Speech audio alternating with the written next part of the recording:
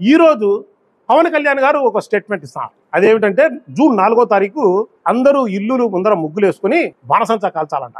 వాళ్ళ ప్రభుత్వం వచ్చి సంవత్సరం అయిందని చెప్పి. ఇప్పుడు ప్రజలకు సంక్షేమం ఒక పక్క ఇప్పుడు చెప్పాను, సంక్షేమం ఏమీ అందించలేదు ఒక పక్క. ఎందుకు బాణసంచా కాల్చాలా? ఏమన్నా ఈ రాష్ట్రానికి ఏమన్నా అదనపు నిధులను తీసుకొచ్చినాడా? లేకపోతే ఏమన్నా ఇప్పుడు కూడా చూస్తున్నాం, జిఎస్టీ ఫస్ట్ టైం చరిత్రలో 2 లక్షల కోట్లు అనేది దాటింది గత నెలలో కలెక్షన్. కానీ మన ఆంధ్ర రాష్ట్రంలో రివర్స్ గా పోతుంది జిఎస్టీ కలెక్షన్. అంటే చూడండి, డెవలప్మెంట్ అనేది ఈ రాష్ట్రంలో రోజు రోజుకు పడిపోతుంది అనేది అర్థమవుతుంది. మరి ఎందుకు పటాకులు కాల్చాలా? నువ్వు రిజిస్ట్రేషన్ ఛార్జీలు పెంచినవారు పటాకులు కాల్చాలనా? కరెంటు ఛార్జీలు పెంచినవారు పటాకులు కాల్చాలనా? నిత్యావసర సరుకుల ధరలు పెంచినవారు పటాకులు కాల్చాలనా?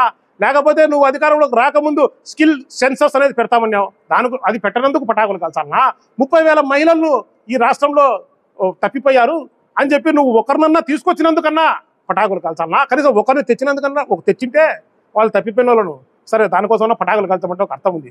మరి ఏ దానికి పటాకులు కాల్చాలి? నిన్న మహానాడులో కూడా చూస్తే చంద్రబాబు నాయుడు గారు, లోకేష్ బాబు గారు మైక్ తీసుకొని లాస్ట్ చెప్పేది ఏంటంటే, మమ్మల్ని 10 ఏళ్ళు 20 ఏళ్ళు అధికారంలో పెట్టండట.